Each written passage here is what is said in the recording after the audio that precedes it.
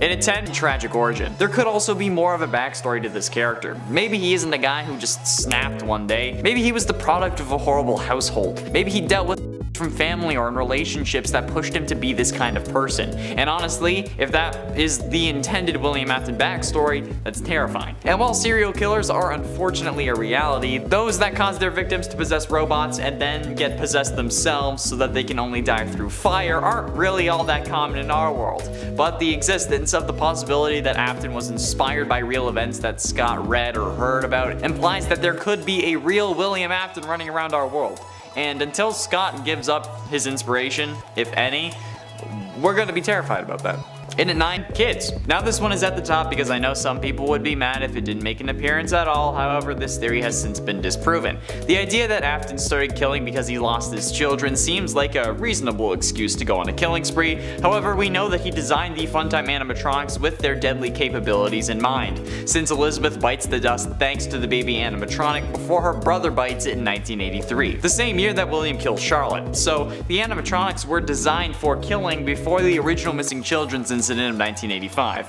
Plus, he could have very well killed Charlotte before Crying Child kicked the animatronic bucket. So it's impossible that William wanted to kill after his kids died or because his kids died, since their deaths are a direct result of him wanting to kill. You don't build robots with giant claws and storage tanks that are the perfect size for a kid and have an animatronic lure them in with ice cream by accident. In a day buyout. This could also be about business, however. William could have wanted to take control over Fazbear Entertainment, and could not have had the money to buy Henry out or activate the shotgun clause in their contract. A shotgun clause being a special provision in a partnership contract used to force a partner to sell their stake in the company or buy out the other partner, basically forcing one of them out of the company. They exchange offers until basically one of them bows out, so that William, in this case, would be alone. William may know that Henry has enough money to reject a shotgun offer and counter, forcing William to leave, so killing the missing kids could have been a way to get Henry to consider leaving.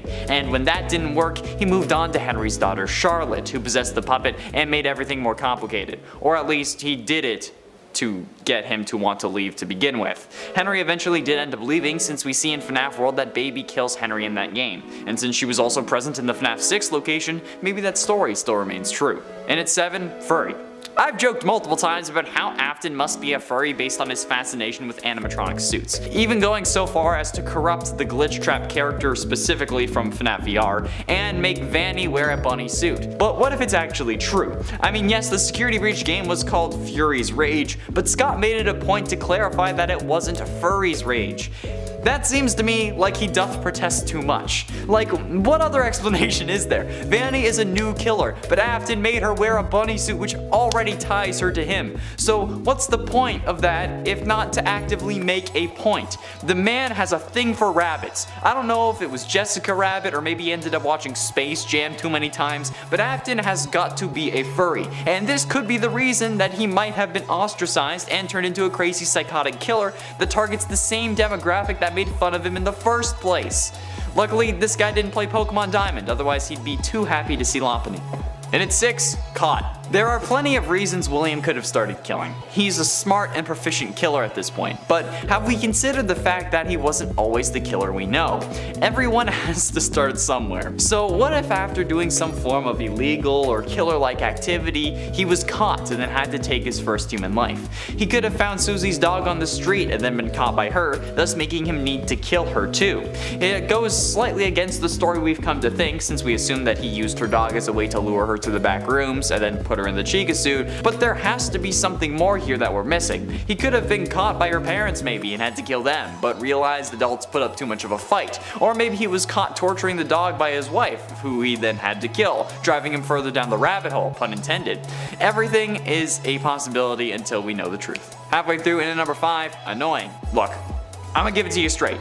Kids are annoying. I don't care if you are a kid, if you have kids, it doesn't matter, kids are annoying as hell. There are these kids who play soccer in the hallway of my old apartment building who had ruined multiple recordings multiple times when I was working from home. Even when they and their parents are told that they aren't allowed to do that, they still let their kids play in the goddamn hall. Soccer, scooters, any form of ball, basketballs, Nerf guns, you name it, they're using it. Hell, I honestly don't blame William at that point. Hell, if we were to like go back into like a stay-at-home order and somehow those kids had followed me to my new building and I had to deal with those creatures again, you'll have to start calling me the purple guy, even more than you already do. And now that I've said that, I am obligated to bring back the ongoing joke that I have a feeling this video is going to get used as evidence in any court cases that I'm a part of in the future. Afton could have been pushed to the brink by all the screaming children at Freddy's and then just wanted some goddamn peace and quiet. Then it just escalated from there. But alas, we will never know. Although, this one, I'd understand, buddy. In it 4, deal with the devil. This could be literal or metaphorical. William could literally have made a deal with some form of demon that required him to kill someone or even kill kids specifically. And considering how there are ghosts and how people can be possessed and robots can be possessed, we can't put aside the fact that there might be a devil. Or it could have been a metaphorical deal, knowing that an incident like the missing children's incident would result in the business getting more news coverage, and all the kids who were into horror would want to go there. Because no matter how bad of an idea it would be, I still see comments to this day saying that you would live to go to a Freddy Fazbear location. Even if all the games were true, you would still love to go, so you can die there. Are you serious? Bro. Putting the deep-seated problems of the comment section aside, if Afton made a deal with the devil, it could also be another explanation as to how he was able to survive for so long when he should have died. I mean, I know he was possessed by the one you should not have killed, but maybe he was possessed by them because Lucifer willed it so. Or maybe the devil was just impressed and knew that William would be challenging his throne when he came down. So when he was going to die, Lucifer made sure that he couldn't for a while, to solidify his rule in a sense. Getting close to the end, and at number 3, purple in training. Now there is another dark idea that came to me that could explain what happens in these games. However unlikely, I still think that it's something worth talking about, or at the very least something my sadistic ass wanted to talk about. What if William was training his kids to be just like him? In like a Black Widow Red Room kind of sense, but instead I guess it would be a purple room? Considering Afton's seemingly lack of remorse about the deaths of those around him, until, I guess, crying child seemingly, I wouldn't put it past Afton to have this kind of training program to make his kids, whether he wanted them or not, to be just like him. Maybe this is what his father did to him, or maybe it's some sort of twisted family tradition, but then they went off the rails and he had to deal with them. I mean, telling your kid not to go near their favorite animatronic when you seemingly made it to look like her and then allowed it to dispense her ice cream seems kinda mega ultra sus to me. Like, why? Why did you think that would work? Why? Penultimately, in at number 2, payback. The idea of payback has never really been explored, and there's no evidence that this is the reason, and it's all pure speculation, but it's still fun to talk about. What if Susie was the child of someone who did him wrong? Maybe William and his wife were in a car accident and she died, and the one driving was Susie's parents. So he took from them what they took from him, someone he loved, an eye for an eye. Or he could have even mistaked Susie for another child, and Cassidy was the one that he wanted to get revenge on. But they were at the same party and Susie walked in with Cassidy's parents or something. There are a lot of unknown variables out there, and I'm only proposing a few ideas, but revenge is always a motive for murder. And as I said, an eye for an eye, or a life for a life in this case. That one wrong could have caused countless of innocent lives and so much pain and suffering. Hell, he may have wanted to get revenge on Henry, so he killed his daughter and then killed a whole load of kids so that the business would get shut down and he would get to watch him suffer even more after he had already taken his daughter from him. And finally, in at number 1, just for fun. I think the scariest thing of all would be if William just decided he'd start offing kids for the hell of it, because he got bored or because his marriage was dull. I don't know how it would really start or what the trigger would be for, oh, I should kill kids, but we know that he had this plan from basically the start, since the fast facts revealed that the Funtime animatronics were among some of the first ones that Afton made, and that they were designed with the whole claw mechanism and containment chamber in mind. However, the fast facts claim that these were to store items.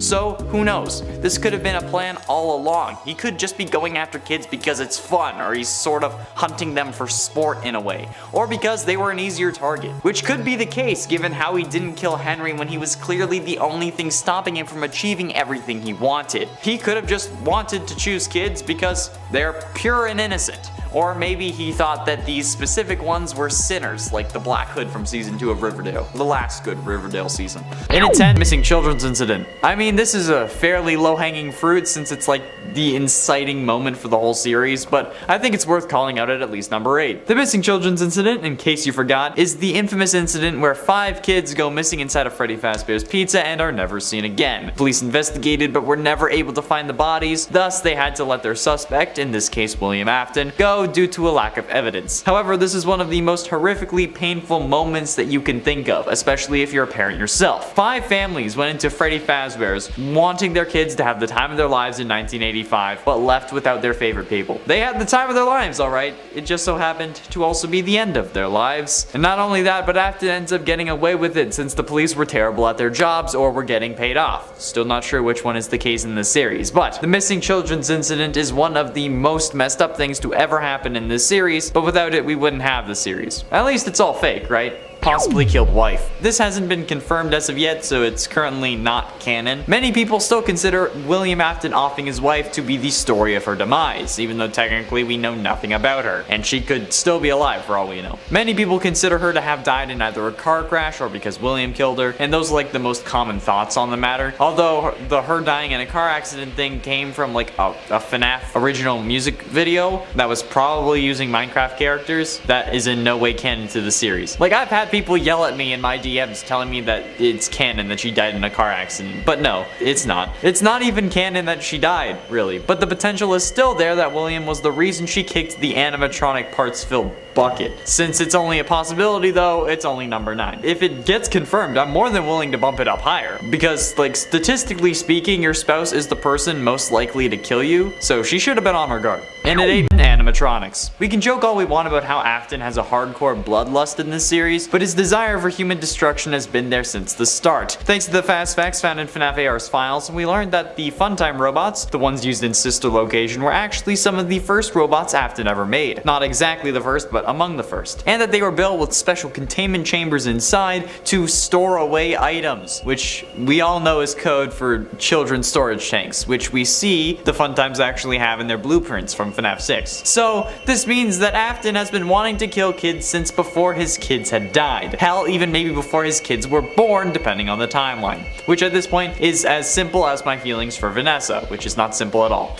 If anyone like cosplays Vanessa, feel free to hit me up on Instagram. And at 7, stored his daughter. While we know Afton isn't the best father, I think it's something else to end up locking your robot possessed by the soul of your dead daughter into an animatronic testing facility. That seems a bit too far if you ask for my humble opinion. But nevertheless, he still did it, and that's what Sister Location is all about. And William was even the one who sent us as Michael down there in the first place, and then we get shoved full of Ennard bits so that they can escape. Did William know about that plan? Unsure, because like in FNAF 6, Baby says that she'll make her dad proud. So was that William's intention to like send us down there so Baby could get out? And if that was the case, why lock her down in there in the first place? I mean, like if she was your daughter, why not have her just like chill around the house, right? Like in the books, Baby is able to transform between Baby and like a human looking animatronic at will. So why not add this to that version, and then you can have your daughter back, albeit a little more messed up. But like more like you in the long run, right? I don't know. This family is messed the hell up, and nothing makes sense. And at 6, lied about Remnant. Now, this isn't confirmed, much like the fact that he possibly killed his wife. However, this seems like the most likely explanation to me. So if you want a full explanation as to why I think Afton was the one who lied about Remnant, go check out that video linked up in the iCard. But I'm going to wrap this up quickly here. Basically, there have been 3 fires so far that were meant to finish off William Afton, and none of them have worked. The reason Henry tried fire was because that's supposed to be the thing that can burn off Remnant. However, Remnant can also be found in liquid form, so how can it be molten but also be burnt by fire? It makes more sense that William made up the lie that he could be killed by fire, so Henry would keep trying and failing to kill him, so he wouldn't have to worry about actually dying, since literally every time he's been caught in a fire, he has survived. And the other animatronics infused with Remnant also survived, like Baby, the puppet, and Ennard in FNAF 6, as we see from the Blob in Security Breach. Halfway through into number 5, Vanessa. Possessing Vanessa was certainly one of the more messed up things that William did. It just sounds weird, you know? Like this guy pops up into your VR headset head, then takes over your body without your consent, so now you end up killing for him. That's kind of messed up. Actually, no, not kind of, that's incredibly messed up. I mean, she knows what's going on too. She actively talks in hushed tones about how she can't talk about it to her therapist. So like, what the hell is the dynamic here?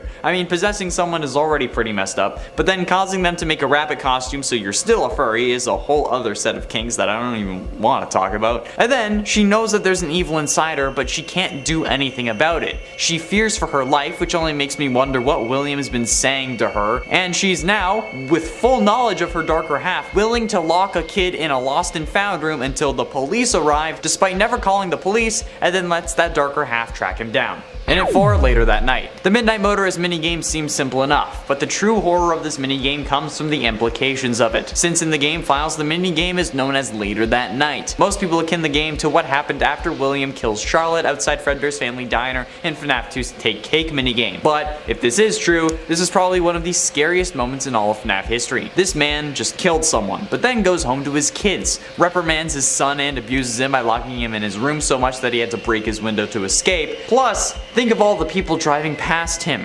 unaware of the violent crime that he had just committed. It's scary because this is the case in the real world too. Technically speaking, anyone we encounter can be a serial killer. And that is a horrific thought, since also you're only alive because everyone you've ever encountered has chosen not to kill you, which only makes the whole anyone could be a serial killer thing even worse. And in this case, this man literally just killed someone and then comes home and is going to yell at his son who's been in his room all day. Like, god damn, bro, how much residual anger do you have suppressed inside your body? Getting close to the end, in at number 3, Stuffed. One of the most deranged things that William Afton did was stuff the bodies of the original 5 missing children into the original 5 animatronics: Bonnie, Foxy, Freddy, Chica, and Golden Freddy. And the craziest part is that he didn't get caught for it. Yeah, he didn't. The animatronics smelt like death, started leaking blood and other fluids, and the police didn't bat an eye. He put these bodies in animatronics that perform for other kids and their parents every single day. How does anyone think that that's a good idea? Unless it was his way of displaying his kills or something, like some of the crime shows like to mention. How some killers enjoy the world knowing what they did, since it helps them feel more powerful or something. Fuels their ego. Like maybe even if they didn't know that the bodies were there, William could be using that as an ego boost, which is messed up. And also ruins the whole he did it because his kids were dying theory, aside from the whole him killing before his kids died thing. Also, how did the police not confiscate the animatronics for evidence? Penultimately, in at number 2, First Victim. They say a killer's first victim is the most important, since it usually indicates what got them to start killing or other psychological clues that they could use to predict his next moves. But in the case of William Afton, his first victim was the daughter of his longtime business partner Henry, which is hella messed up because she was 3 at the time, that time being 1983.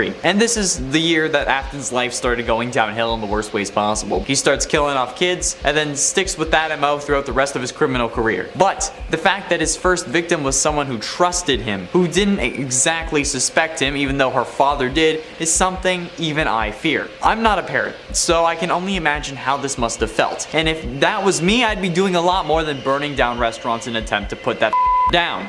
I'd be doing it myself, especially if he had killed my daughter when she was only 3 years old. Like, I can feel the rage brewing, and I don't even have someone that I could, in theory, make a daughter with. And finally, in at number 1, killed his kids. The worst thing that Afton has done by far is gotten his own kids killed. Sure, he may not have done it directly, but his actions ended up resulting in all 3 of his kids' demises. Him killing Charlotte got Fredbear's closed, which resulted in him having to open up Circus Babies, which made him have to dust off Baby and the other Fun Times, which were designed to kill in the first place. Baby ends up grabbing and crushing Elizabeth, resulting in her possessing the animatronic. He superpowered the jaw of the Fredbear animatronic used in the new Freddy Fazbear's, which ends up crushing his youngest son's skull, since that was not a spring lock failure due to all the spring locks being active, since it was in animatronic mode, not suit mode, so there was nothing to fail, meaning that he had to have been crushed by the power of his jaw. And while you could argue that it was Michael's fault, why would he think that Fredbear's mouth was overpowered? As the suit technician, William knew what was going on and intentionally souped up the jaw power. And then he gets Michael killed when he sends him down to find his sister in sister location, which ends up getting him stuffed with innards and then letting himself burn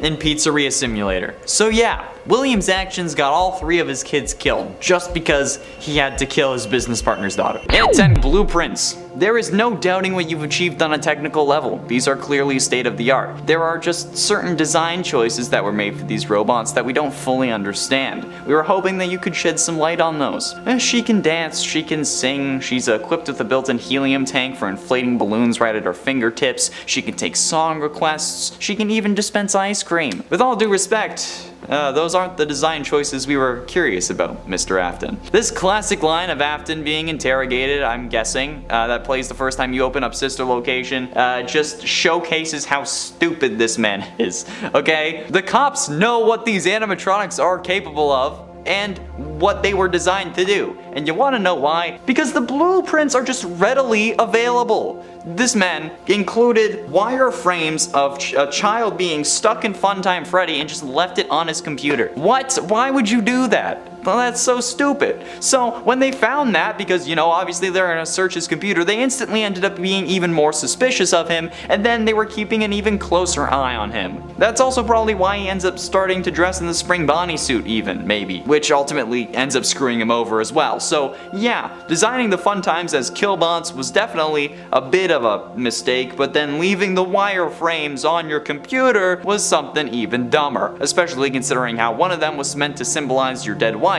and the other one ended up killing your daughter. And at 9, Cassidy. Assuming for this scenario that Cassidy is the one you should not have killed, which she's not, but you know what, for you guys, this is one of the dumbest things that William could have done. Or maybe he doesn't actually consider it a mistake, since the one you should not have killed after all is keeping him alive. They're doing it as a way to make him suffer though, so since it's potentially a mistake but could also be considered a good thing depending on the angle, I'm gonna go with number 10 for this one. But even if he does consider that a good thing, or if Cassidy doesn't end up being the one you should not have killed, which he's not, killing those 5 kids that made up the missing children's incident that included Cassidy was certainly a mistake, since it caused literally everything else in his life to go downhill. I mean, it was starting to go downhill, but it started going even worse, okay? And he does end up suffering extremely only because of that kill and the others, okay? So if you don't want to count Cassidy as the mistake, because she's not the one you should not have killed, which is still the case, I don't care what you guys say, I know.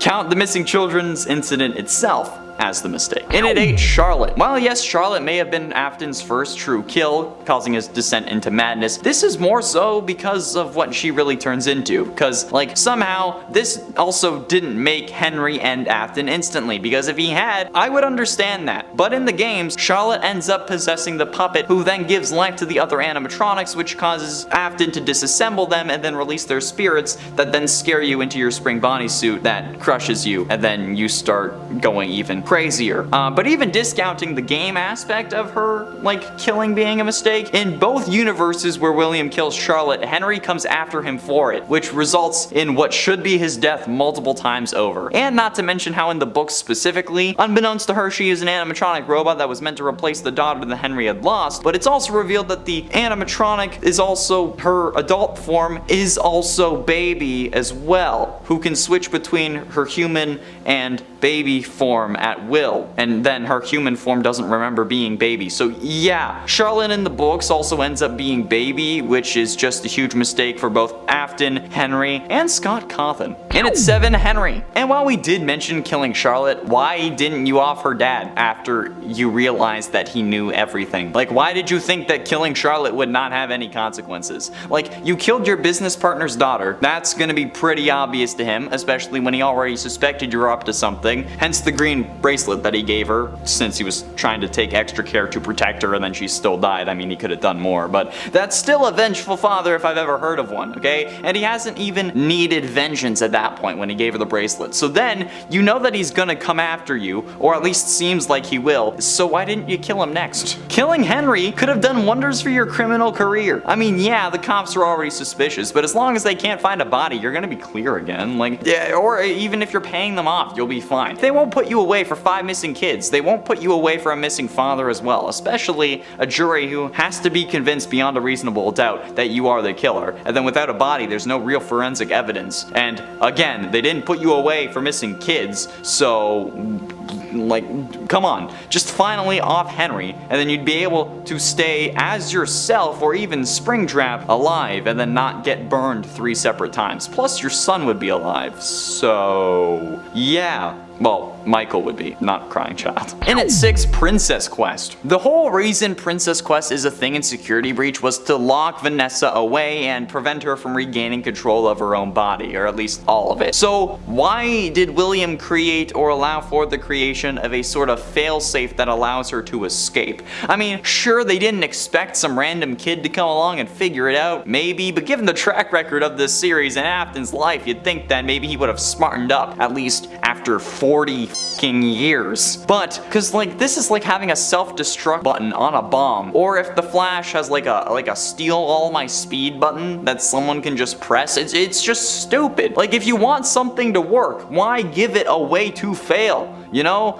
Like, this is like probably one of the dumbest things that Afton has done. You know what? I think there are some dumber things, but depending on the way you look at it, it could have even been higher on this list. But seriously, like, what's the point to put a way to undo your evil plans? Like, it's one of the most ridiculous things in this story. And I get that we can save her and have a good ending, but that ending isn't even canon. So like, we could have done without it. It's stupid at this point. William has the brain capacity of a freaking toddler. Halfway through into number 5, Crying Child. I've had a ton of people complain to me about how Crying Child's death wasn't William's fault since he didn't put Crying Child in Fredbear's mouth, and Michael did that, and then the spring locks failing was because he was crying. Mostly people were complaining about that on TikTok. However, to me, there is no logical way that an animatronic jaw would have crushed his skull. And you know what? Even not just to me. It should be to all of you as well. The spring locks, like, they weren't in use. They didn't have to keep the things to the side because it was in an animatronic mode. And even if it was, an animatronic jaw would require so much power to actually, like, accomplish the closing of that. So like, the only way that Crying Child's skull could have been crushed was if Afton had intentionally superpowered the jaw of Fredbear, which would make sense if he wanted to use it as a kill machine, or maybe even a backup kill suit, or maybe he was originally planning on using Fredbear, but then after his son got crushed in it, he was like, yeah, no, let's move on to Spring Bonnie, okay? This is just the worst way of going about it. There is no way that this was a spring lock failure. The Fredbear suit was already in animatronic mode, meaning that the spring lock mechanisms, which are the things used to keep the robotic parts to the side, which are the things that would have failed, weren't being used. The spring lock failure problem comes from when those mechanisms are put under stress of keeping the robotic bits away from the person inside the suit, and then they fail, and then that's when all the metal parts go back to where they were. So if it's in robot mode, the spring locks can't fail because they're already in use, okay? Keep in mind, again, the term for spring lock in this context is referring to the parts that move the robotic bits away instead of the actual suit, which is also sometimes referred to as a spring lock, but I'm talking about the actual bits that would have failed because they weren't in use. In at 4, Elizabeth. Speaking of mistakes, what about your daughter? I'm kidding, although we can't really be sure if she was intentional or not, but rather, I mean, what about getting your own kid killed? Like, I don't know how William thought that this was going to work out for him. I feel like this guy just thought, like, how do I capture kids more efficiently? Oh, I know, I can make a robot to lure them in, and then make sure that my kids love the design so that I know it will work. Hey, honey, come here, Dad wants your help designing this thing. Like, what? Because like, then Elizabeth ends up making the most predictable move ever, and then going directly against her father's instructions to see the robot that is basically perfect in her eyes. Like, bro, like, William, why did you think that this was ever going to work out in your favor? Why did you think that this was going to just be all peachy? When has a kid ever listened to a parent, especially at seemingly what her age is, especially when they might be loaded because you have a successful entertainment business, okay? Spoiled rich kids listening to their dads when they say not to touch a giant robot made specifically to appeal to their generation? Yeah, great idea. You are a special kind of stupid. Just like, add a blacklist of kids not to take. Really. You have facial recognition tech in FNAF 2. So come on, just set up a blacklist. Just do it.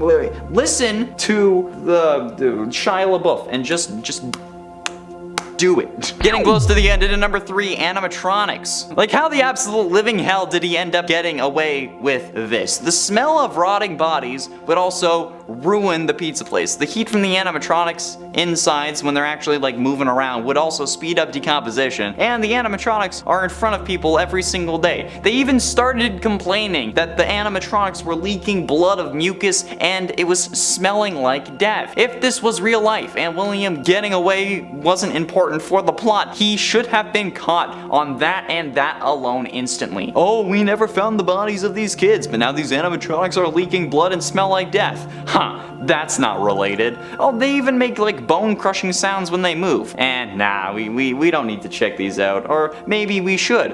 You know what? Fine, we'll take them in. Oh, look, we found the bodies of the missing kids. William Afton, you're under arrest. Like, boom. I don't see how this wasn't an open and shut case right away. Like, this was so goddamn stupid. They shouldn't have made it to the first game. His whole plan was a dumpster fire of bad ideas. And even if you think it was the puppet who put the bodies in the suits, why would they do that? Like, why would they hide the bodies? But ultimately, in at number 2, Springtrap. Being the brains behind some of the most advanced robotic technology in the universe, we'd expect a lot from William Afton. Like, maybe using the brain that made these. Or maybe that's asking too much. Because, I mean, he's the suit technician, but he's also the main killer who avoided the cops for how long? So, you know, he should really know what he's doing, right? Apparently not, since after discovering the original 5 animatronics were possessed, he disassembled them to learn their secrets, but inadvertently released the spirits of his original 5 victims. When seeing them, he ended up panicking, which is kind of reasonable in my eyes because, you know, they're freaking ghost kids, but also they're ghost kids that you killed. So, then this absolute animatronic genius, the technician that handles the suit maintenance and has explained to every employee the proper procedure for the spring-lock suits, including the spring body suit he uses to kill people, ends up climbing inside the suit in an attempt to make himself feel more powerful and scare away the ghost kids. However, dumbass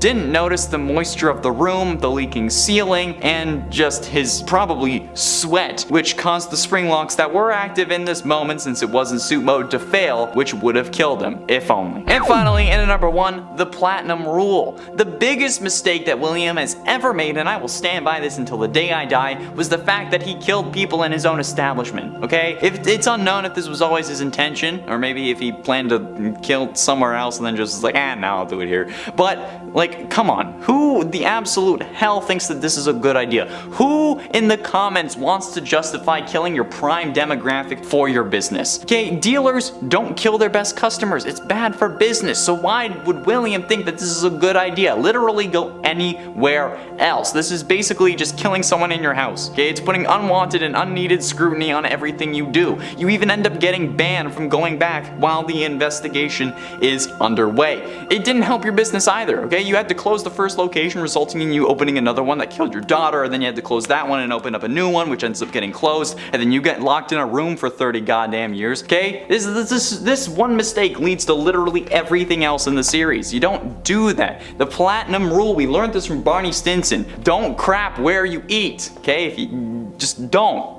do it. The main question we need to ask is what counts as being alive? Because since maybe even the first game, William has been possessed by the one you should not have killed. One of his victims that ends up possessing him rather than an animatronic. So he's survived quite a lot that would have normally killed him. The Oxford Dictionary defines being alive as, quote, living, not dead. Which, I mean, is fairly obvious, but I was hoping for something with a little more meat so that I could maybe find a loophole. But by the dictionary definition of alive, no, William Afton is not alive. We are vividly described his explosive death in The Man in Room 1280, the final story from the 5th Fazbear Frights book Bunny Call. But that's not why you clicked on this video. You clicked so that you could yell at me in the comments saying, of course he's alive.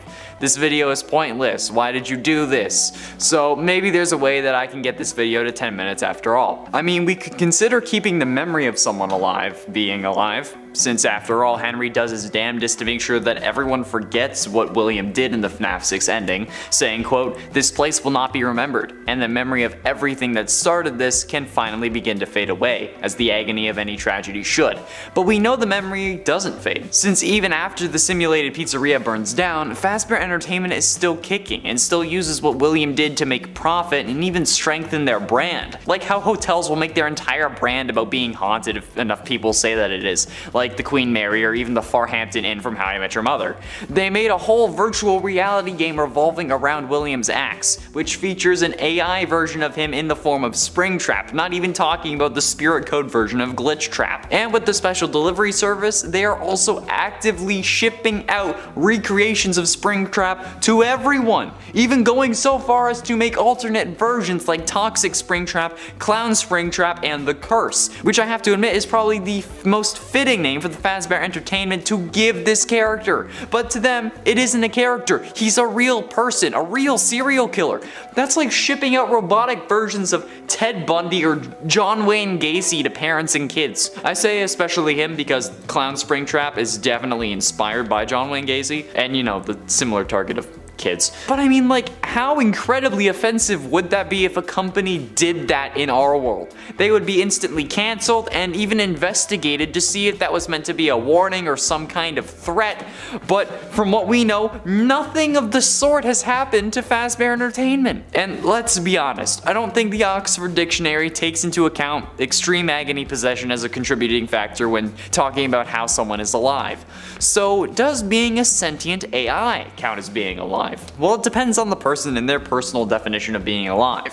While sentient AI would probably be able to feel and go through some of the living process, such as emotion and whatnot, an AI, sentient or not, has no DNA. It has no cellular structure and doesn't undergo the process of cellular division and replication. It can't heal a wound. I mean, it can't really be damaged. Sentience is the capacity to be aware of feelings and sensations, not to actually be a living organism. Even if they have a body, like one of the animatronics from the games, those aren't alive, despite being aware that they're possessed. Possession isn't living, so no, still, William isn't alive. Now, the really tricky thing to determine is if possessing a living being, as William does with Vanny, would count as being alive. And for this, I feel like we need to look at DID. Dissociative Identity Disorder, formerly known as Multiple Personality Disorder, is a mental health condition. People with DID have 2 or more separate personalities. These personalities control their behavior at different times. Each identity has its own personal history, traits, likes, and dislikes. Now, I do not experience this or know anyone who does, so if I say something or I get something wrong, I apologize in advance. But this is probably the closest thing we can really get to having a real-world equivalent to what is going on with Vanny and William, since there are now 2 personalities inside of Vanny, who each control their own behavior at different times, as we learn in the FNAF AR emails, where Vanessa will go from googling torture and how to induce compliance in human subjects to help and the migration pattern of bees in seemingly no time, literally searching up flowers one day and how far a human being can be cut in half before losing consciousness the next. This seems to be similar to how DID has been documented and described by those who live with it. I mean, I don't mean like the evil part, I mean the split part and the losing time part, at least from what I've read online, which is probably not perfectly accurate. So while these personalities aren't born from the same mind, they certainly share the same space. Both personalities, though, while not having separate bodies, would be considered alive since they have DNA and experience cell division and replication, even if it's not all the time. So in that way, William is considered alive while present in Vanny's mind, but not alive as his coded form of glitch trap, or even if he ends up transferring his code into a robot at the end of Security Breach, as has been hinted at with the arm in the end of the gameplay trailer. According to police reports that saw the substance in the FNAF books, it's appeared to be a bubbling liquid mercury. The appearance of this glowing silvery liquid is similar to Remnant depicted in the novel trilogy, particularly in the 4th closet, which makes sense given that Remnant, as we know, is a combination of human soul and metal, which is created when a soul possesses a metal-based object like an animatronic endoskeleton. In the Fazbear Frights books, where most of this lore comes from, its powers are expanded upon. Remnant can be used to make already living beings even more powerful through the power of positive memories, kind of like how everyone gets defeated by the power of love in The Flash. The primary scientist studying Remnant is Dr. Talbert, a friend of Phineas Taggart who studied its negative counterpart, agony, which now means that the agony that possesses animatronics and the human soul are 2 different things, but seemingly both of which had to come from someone who died. Talbert studied Remnant because his daughter Renelle was sick when she was younger and he wanted to hold on to the good memories of her in case he lost her. Remnant could also be isolated and put into a certain object, so Talbert created a pendant made from Remnant metal as a gift for Renelle. Keep in mind that this Remnant is also just a form of metal. It's kind of like a metal compound, like Damascus steel, but instead of a lot of layers of steel, it's metal and souls melted down, and then that is liquid Remnant, but then as a solid, I guess you could say it's a Remnant nugget. It's unclear how Dr. Talbert got his hands on such such a large amount of remnant, but he had a steady supply that somehow was consistently delivered to his house. This also got the attention of an evil entity named Eleanor, who was introduced, or I guess created in the story to be beautiful from 1:35 AM, the second Fazbear Frights book. Her goal was to obtain remnant for herself to become even more powerful, so that she could spread pain and suffering across the world using the power of positive vibes. However, what we currently know about remnant and agony tells us that to destroy it properly, we need to burn it. Hence why there have really been so many fires in this series. FNAF 3, 6, and 9 all end with something or someone getting set on fire. FNAF 3's fire was all about dealing with Springtrap, and FNAF 6 was about putting everyone who knew about the atrocities that occurred at Freddy's to rest, and sending William to hell. And then, in FNAF 9, we burn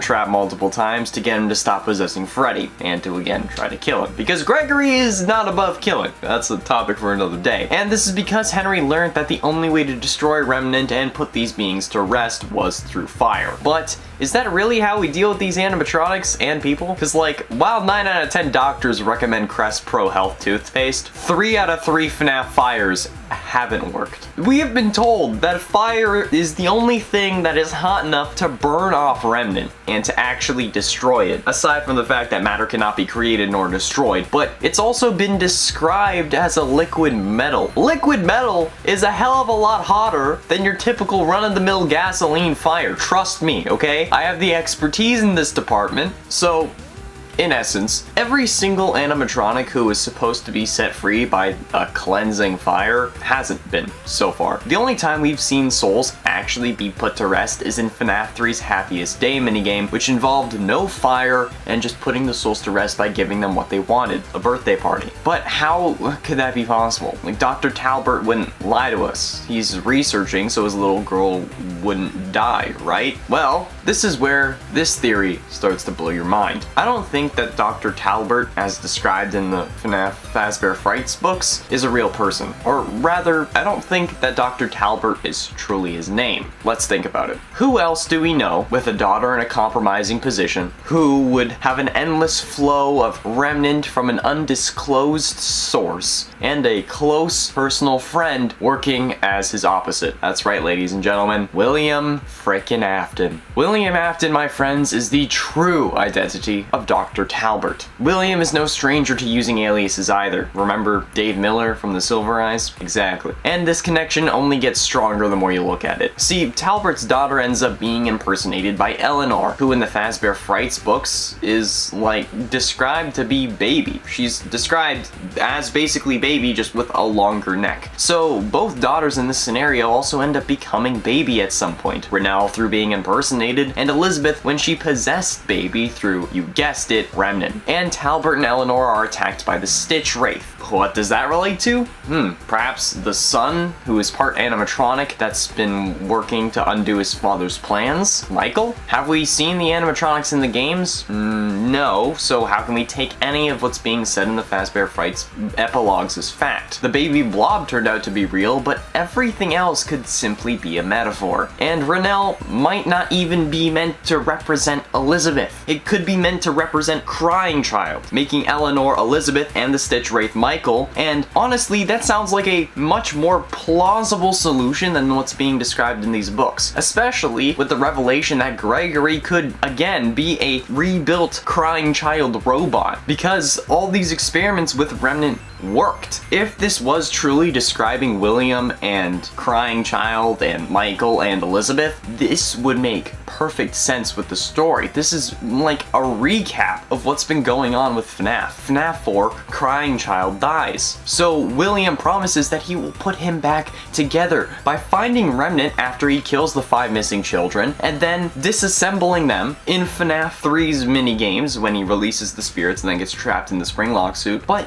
then we also learn in the original novel trilogy that the Remnant from the original 5 animatronics was injected into the Funtime animatronics. So while the Funtime animatronics have the souls of the 5 missing children all combined into one, they also are serving as an experiment for how he can use it to bring back his son. And he even injects Eleanor, who was impersonating Rennell, with the remnant, just as he recreates Crying Child into Gregory. So here's how I see it. William as Talbert, through, I'm guessing, just journals that Henry just somehow stumbled onto, were made to spread the rumor of Remnant needing to burn, to be destroyed, so that if Henry ever tried to stop William, he wouldn't be able to. That's why William knows he'll always come back. He's rigged the game, and in doing so, ensured the survival of himself, his daughter, and his 2 sons. Rennell is a representation of Crying Child, having been bitten at his birthday party in 1983 that William is trying to save. Eleanor is the power-hungry daughter Elizabeth that only wants the remnant for herself, even willing to abandon her father to die to live another day, as we see with the Afton amalgamation, or even kill her father, as we potentially see at the end of the true FNAF security breach ending. And the Stitch Wraith is Michael, at first misunderstood, killing his creator like Michael tried in the FNAF 3 and 6 Fire, but in reality trying to right the wrongs of his father before him and bring peace to his family. And as we see in Security Breach, they accomplished their goals. Gregory, representing Crying Child, is back. He and Freddy, representing Michael, stopped William, and Vanny, Elizabeth, gets to fight another day.